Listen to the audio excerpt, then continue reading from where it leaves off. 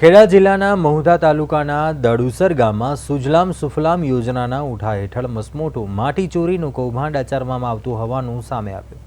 તળાવ ઊંડું કરવાના બહાને ભૂમાફિયાઓ દ્વારા લાખો રૂપિયાની માટી ખોદી કાઢવામાં આવી રહી છે, જેનો વિરોધ કરનાર સ્થાનિકોને જાનથી મારી નાખવાની ધમકી મળી રહ્યા હોવાનો આક્ષેપ થયો। નવાઈની વાત તો એ છે કે મહુધા મામલતદારે આવી કોઈ મંજૂરી આપ્યા ન હોવાનું નિવેદન આપ્યું છે।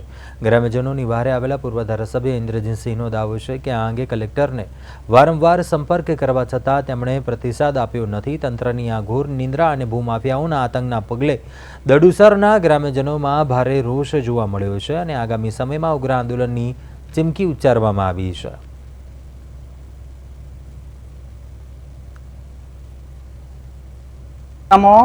સુજલામ સુફલામમાં મહુધા તાલુકાના 5 કે 10 ગામોમાં સરકારશ્રીએ તળાવ ઊંડો કરવા માટે, જળ સંચય માટે આ તળાવ ઊંડો કરવા માટે 100% મંજૂરી આપેલી છે।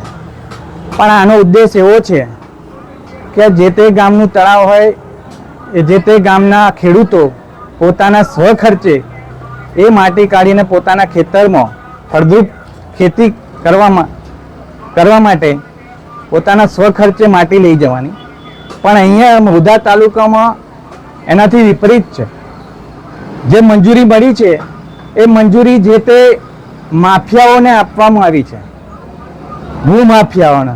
તો આ ભૂમાફિયાઓએ જે તે તળાવમાંથી માટી કાઢી અને અમદાવાદના કોઈ બિલ્ડરોએ કે કોઈ મિલ માલિકે અથવા કોઈ પૈસાવાળાએ જમીન રાખી છે અહીંયા મહુધા તાલુકામાં।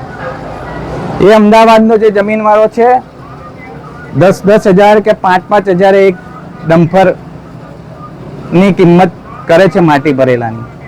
તો આ જે તે ભૂમાફિયાઓ જે તે ગામના તળાવમાંથી માટી ચોરે છે અને વેચે છે અને આ ધંધો કરે છે, એ બહુ ખૂબ શરમજનક વાત છે।